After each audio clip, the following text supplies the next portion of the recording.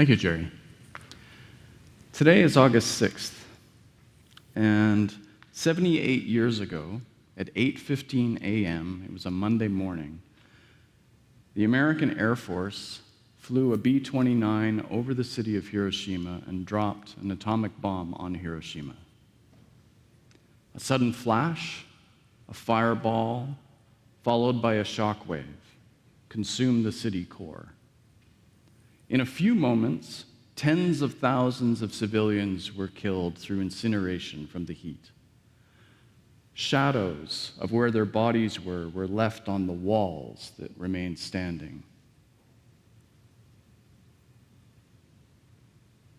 Those who didn't die instantly from the fireball, many of them were killed or injured when the shockwave swept through, and the shockwave knocked down buildings as though they were houses of cards. That killed another few 10,000 people. And then, in the hours and days that followed, radiation killed tens of thousands of more people. And in the end, it was estimated around 100,000 people had died. 3 days later, a second bomb was dropped on Nagasaki in Japan, leading to the surrender by the Japanese government and the end of World War II. The bomb was designed by scientists who had been working in Los Alamos, New Mexico, and their boss was this man, J. Robert Oppenheimer. And this year, Hiroshima comes on the heels of the release of a major feature film about Oppenheimer, called Oppenheimer, by the Hollywood director Christopher Nolan. The film asks what kind of man could have led a project that would lead to the death of so many innocent people. 3 weeks before the bomb was dropped on Hiroshima, it had to be tested.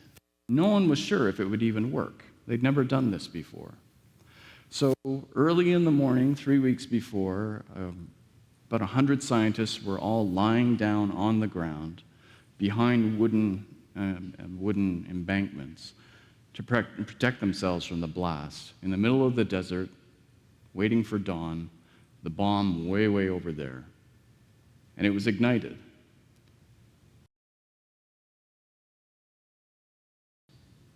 It looks as though the sun has appeared on Earth, followed by a massive mushroom cloud. As Oppenheimer watches the explosion, he thinks of these words: "I have become death, the destroyer of worlds." It's a line from a Hindu scripture known as the Bhagavad Gita. The Bhagavad Gita is part of a massive epic called the Mahabharata, which Hindus know very well. In the film, this is only mentioned in passing.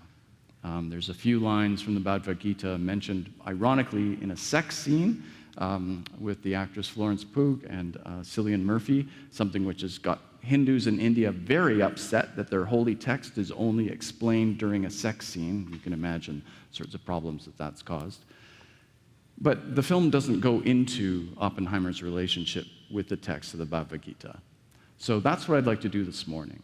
Since at church we gather to talk about spiritual things, this is a worldwide event which has changed all of our lives, and it's actually rooted in one man's understanding of another culture's sacred text. So I think this is worth discussing. And over time, after the explosion of the atomic bombs and the end of World War II, Oppenheimer became seen as a sort of scientist-statesman. He became very influential. And other parts of our society looked to his example and the example of the Manhattan Project as for providing leadership in how science should be applied in our culture. So I'm going to argue that what happened to Oppenheimer and the people in the Manhattan Project has actually influenced the way our lives are conducted today. But before I can get to that, let's talk about Oppenheimer. J. Robert Oppenheimer was born and raised in New York by Jewish parents who had rejected Judaism, so they were secular Jews.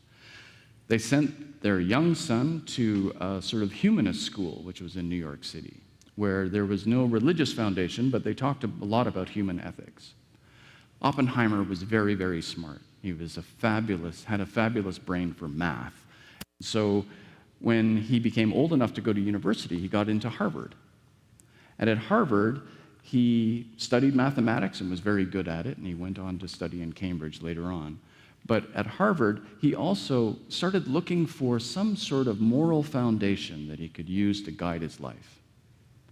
And he wasn't interested in Christianity, and he'd already rejected Judaism, so he went looking around, like many seekers do today, and for him, where he found inspiration was among the ancient Hindus and their religious texts, specifically the Bhagavad Gita.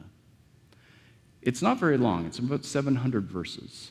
And not a hard read, by the way. If you're interested, you can pick it up and read it and understand what's going on. He became so inspired by the Bhagavad Gita that he learned the language that it was originally written in, which is Sanskrit. And he also made a practice of having the Bhagavad Gita, a copy of it, with him everywhere he went. And he had a copy of it with him in Los Alamos when he was working on the bomb. He also liked to give the Bhagavad Gita to friends as gifts. So we know that this man was highly inspired by this book, and when he was asked years later what were the top 10 books that he found inspiring, the Bhagavad Gita was number 2. Okay, so what's the Bhagavad Gita about? Well, the Gita is the story of a warrior, Arjuna, who is struggling with indecision on the day of a massive battle. So Arjuna is one of 5 brothers he's the warrior of the 5 brothers. And he's standing in a chariot with his chariot driver. Behind him, there are thousands of soldiers, as well as his 4 brothers. On the other side, on the same battlefield, way over there are thousands of soldiers on the opposing side, and they are composed and led by his cousins and his uncles. He and his brothers have become engaged in a massive family feud. And what this battle is meant to decide is who is going to become emperor. He wants his older brother to become emperor. The other side wants someone else to become emperor, one of their relatives. So who's going to be it? That's what this battle is about. But the battle hasn't started yet. Arjuna is in the chariot, and he is racked, like Hamlet, with indecision. He knows that he has lots of kin, people he's grown up with, people he loves on the other side. And if the battle proceeds, it is going to result in enormous loss of life, not just among anonymous soldiers, but among people he knows and loves, his close family. And so he turns to his chariot driver and he says, I can't do it. I can't kill all these people that I know. Now, why does he talk to his chariot driver? Not too many CEOs, give confidential information to their limousine drivers, right? But this is no mere chariot driver. This chariot driver, and Arjuna knows this, his name is Krishna, but he's actually the human incarnation of Vishnu, the creator god. And he knows that his chariot driver is a sacred divine figure who just happens to have taken human form. And so he asks Krishna, what should I do? Is it right for me to launch this battle knowing that it's going to kill so many people, including people in my family? And most of what the Gita is composed of is Krishna's reply to Arjuna, as Krishna unfolds the Hindu philosophy of what the right sort of thing to do is. And this God tells Arjuna that the men who die on the battlefield today, their deaths will not be final. They will be reincarnated over and over and over again. And they have led many lives up to this moment, and they will lead many more lives in the centuries and centuries to come. So if Arjuna's conscience is racked by the idea that he's going to kill these men, relax. You may kill their bodies, but you're not going to kill their souls. They will be back. Furthermore, who dies on the battlefield today is not up to you, Arjuna. It is up to us, the gods. We decide who lives and who dies. That may seem strange to us since we're used to thinking about bullets, which are generally pretty fatal if you aim properly. But back then, when it was all swords and spears, just because you hacked at someone doesn't guarantee that they're going to die. So that seemed more reasonable back then. To keep this vast cosmic system going of death and rebirth and death and rebirth and death and rebirth, where the gods are in charge of who lives and who dies, Krishna tells Arjuna what humans have to do is just do your job. You are a warrior. You should wage war. Kings should rule. Merchants sell wares. Mothers have babies. Everybody's got a job, and everybody just does their job. The whole system will work out fine. Don't worry about the results of your actions. Just focus on what you have to do. Krishna explains that the only escape from this cycle of life and death and rebirth and life and death and rebirth is to devote yourself to the worship of Vishnu. And he means through yoga, which means not just, the physical poses that one does, but yoga actually means knowledge. And he recommends that people meditate. And they give sacrifices, and they do the poses as well. But all of these are so that you can get over the idea of your personal ego and realize that you are part of a larger divine self. If you can attain that sort of realization, you can get to a point where you're no longer attached to what happens to you and to the results of your actions. So much of human life is saying, I'm going to do this so other people will pay attention and they will be impressed by what I did, and that will make me feel better about myself. And Vishnu's saying, all of that is an illusion. That is a waste of time. You should be devoted to me and the gods and the sacred cosmic power that makes all of this possible. Don't worry about the results of your actions. Get beyond being attached to pleasure or pain, good and evil, life and death. Set aside all of these dualities and just devote yourself to me by doing your job well, and everything else will work out all right. So that's what he tells Arjuna. And Arjuna is so impressed by this that he decides, that's it, I'm going to go into battle. But before he does that, he asks for one last favor from Vishnu. He says, could you show me your divine aspect, what you really look like? This is similar, right? Moses, we know, asked the same thing of God. But in the Moses story, Moses said, I want to see you. And God says, you can't handle seeing all of me. It would destroy you. So turn away, hide yourself in a rock, and I'll go by and I'll let you see my backside, because that's all you can handle.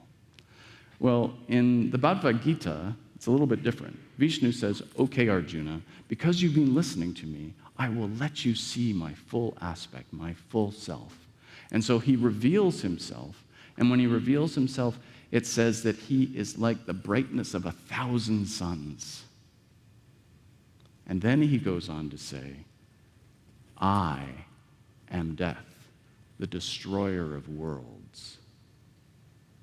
So Vishnu is saying, I am the energy which decides the fates of not just human beings, but entire universes. This universe will come to an end, and then I will birth a new one, over and over and over again. And it's for this reason that when Robert Oppenheimer saw the flash of the very first atomic bomb explosion in the desert in Los Alamos, he thought of the words from the Bhagavad Gita, because it did look brighter than 1,000 suns. And the words that came into his head, he said later, were exactly those words from the Gita. I have become death, the destroyer of worlds.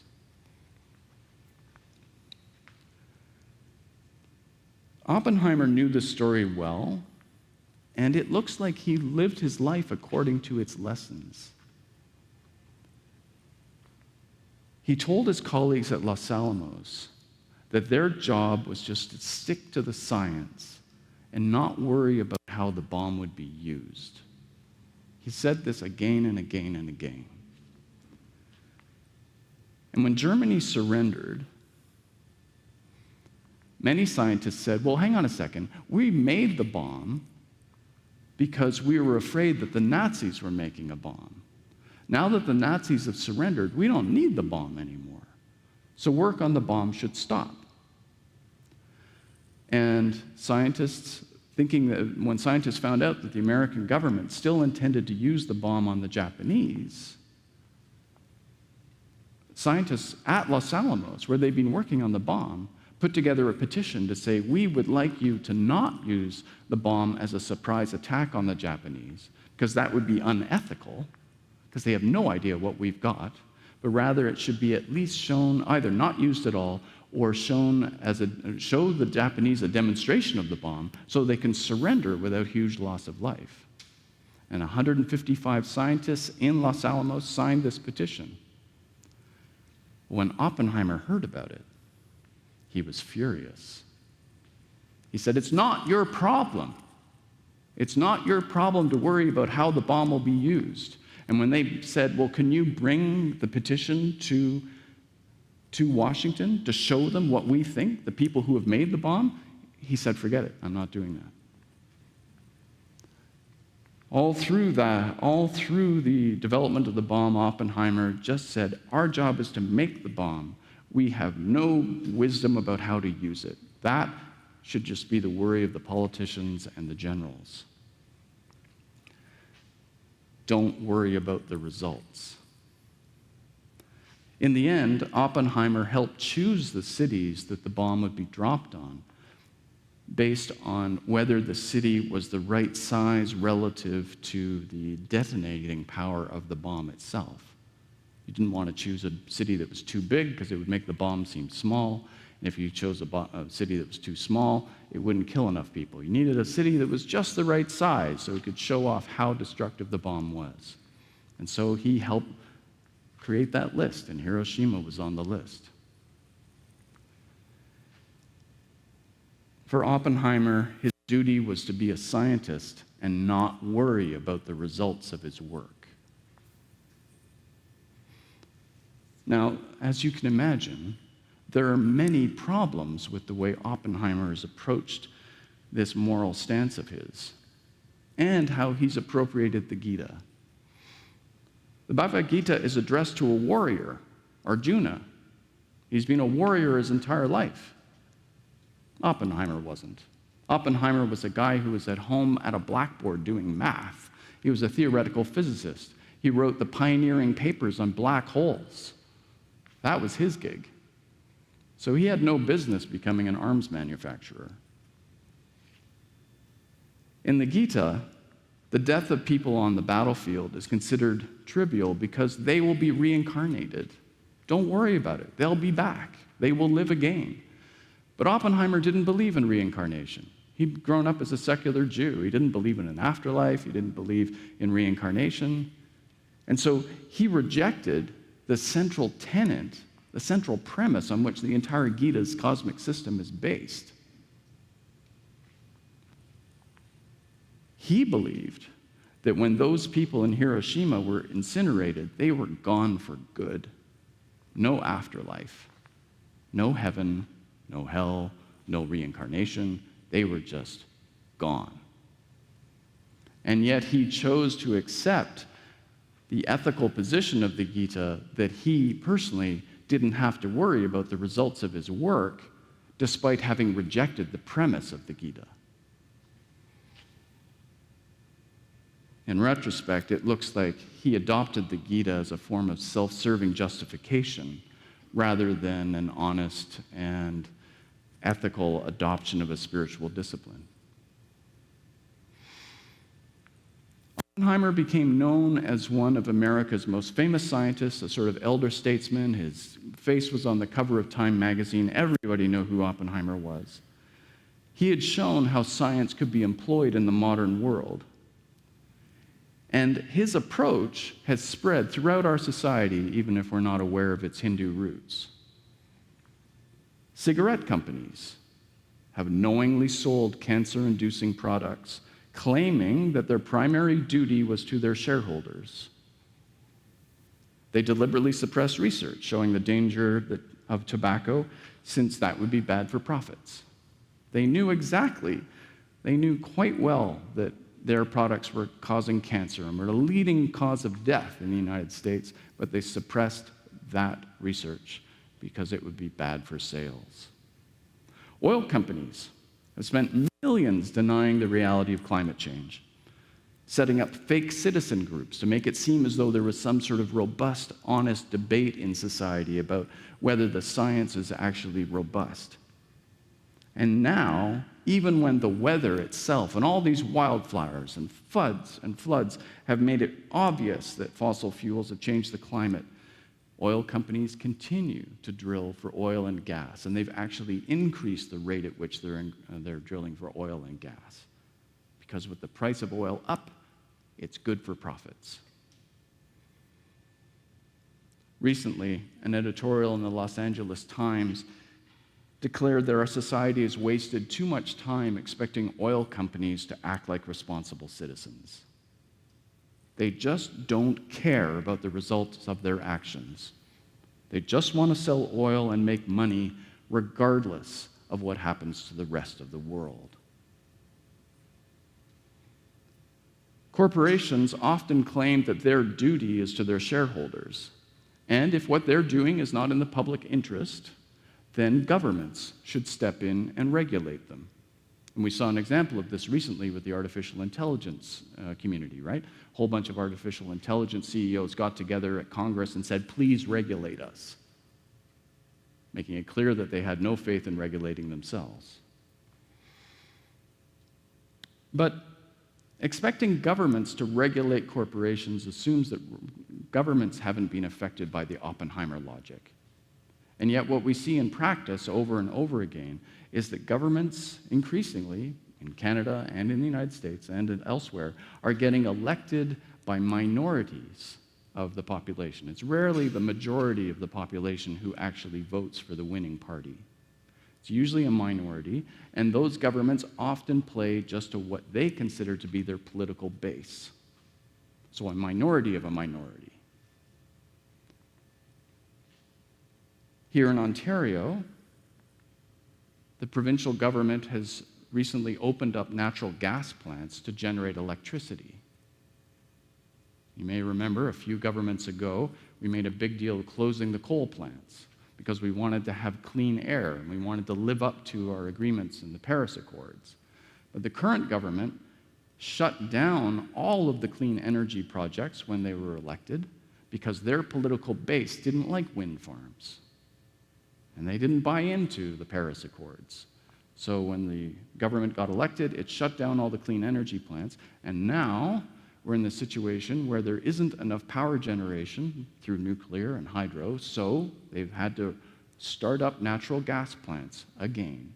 So that we're using fossil fuels to make our electricity, particularly on the days when the system is overwhelmed. And one of those plants is due south from this church, that direction, due south from this church down in the Portlands. So the city of Toronto is going to have an electricity plant that belches out carbon dioxide and carbon monoxide into the city. It's not very far from the city, it's just the Portlands. The wind blows to the west. Carbon emissions will be filling our city because we rejected clean energy. But who's we? Was it the general population? No. It was a political calculation based on a political party because they're not worried about the results. We all live in Oppenheimer's world now. We've created a world with over 10,000 nuclear weapons and an industrial system which may well destroy our civilization and the entire ecosystem. We have sinned against ourselves and creation. So how do we find any way forward from this? Where do we find hope in this? Well, that's where today's scripture reading comes in. It's the famous story of Jacob wrestling with an angel. Jacob is a liar and a cheat. Jacob is the younger of two twins. His older brother was Esau. Jacob, the story goes, tricked his brother out of his inheritance and his blessing. He went so far even to get disguised as his brother to trick his blind father into giving him everything that was due to Esau. Esau's a bit of a wild man, and when he finds out that he's been ripped off like this, Jacob has to get the heck out of town. And he runs for his life, afraid that Esau is going to kill him if he ever gets near him again. And he goes off and he finds a beautiful woman who he wants to marry. But what he doesn't realize is that her father is also a con man. And her father tricks Jacob into sleeping with his older daughter first. And so he has to marry the older daughter. And Jacob has to work for 7 years to pay back the father on the promise that he's going to get a chance to marry the daughter that he'd fallen in love with. So 7 years goes by.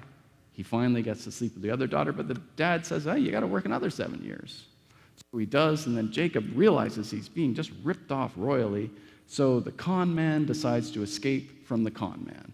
And he makes a run for it. And he takes the daughters, and he takes the kids, and he takes the animals, and he just makes a run for it. And the father-in-law catches up with him, and that's a whole other story. But in today's part of the scripture, Jacob is now, he's got his wives, he's got his animals, he's got his children.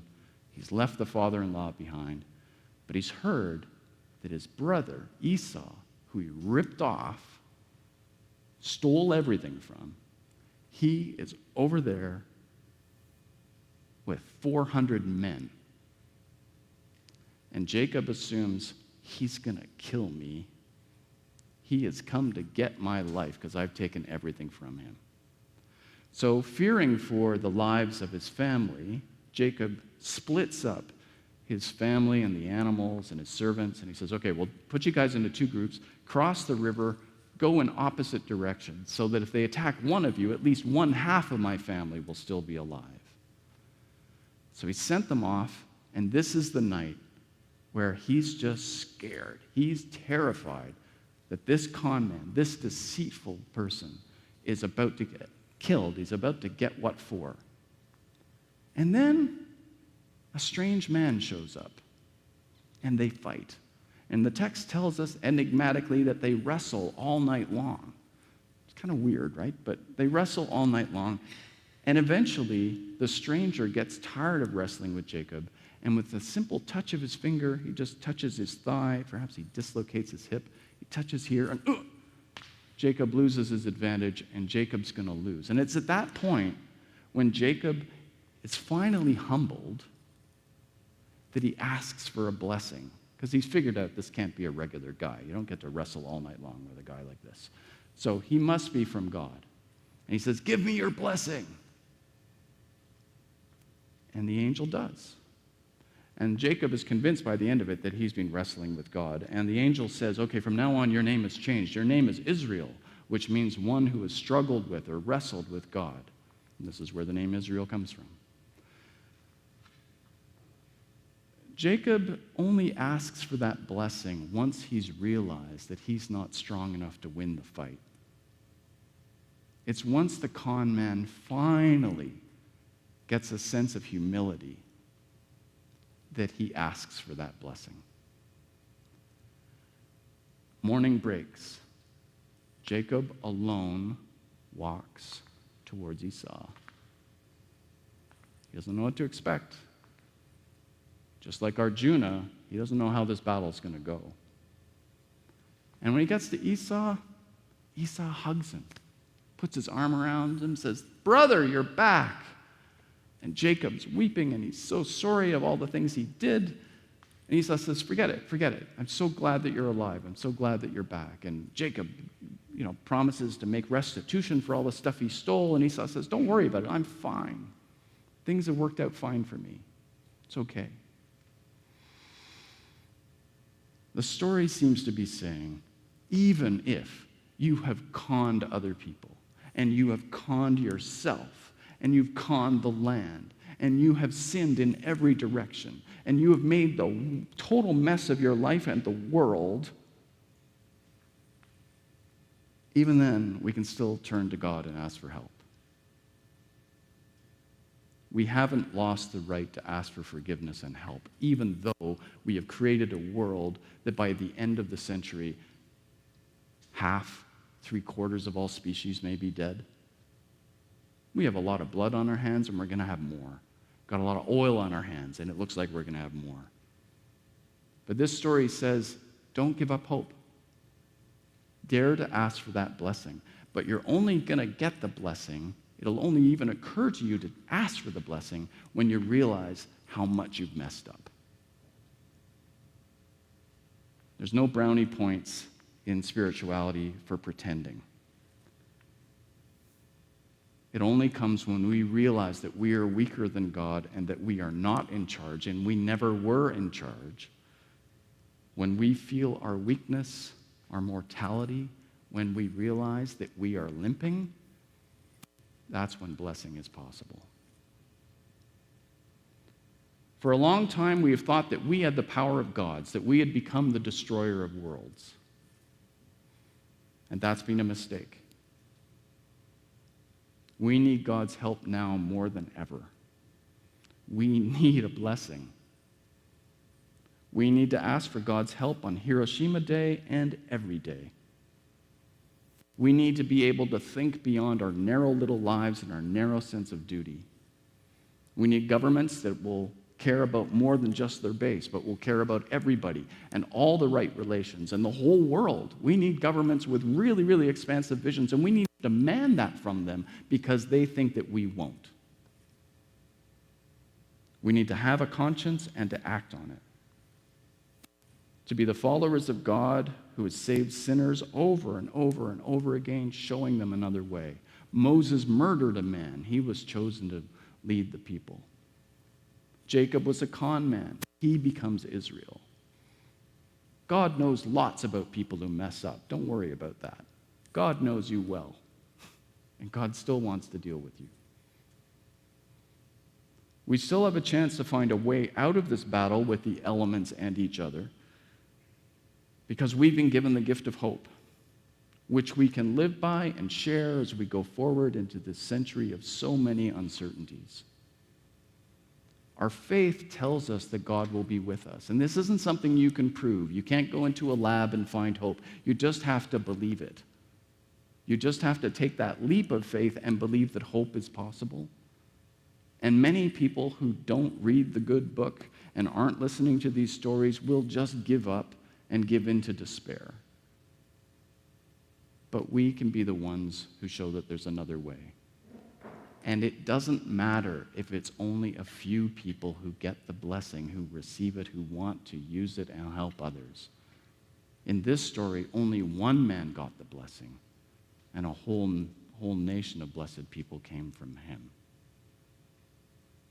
And that is a blessing that we should all hang our hats on, because hope matters, and we've been given the reassurance that hope is for us and for anyone who wants to keep trying to save this world.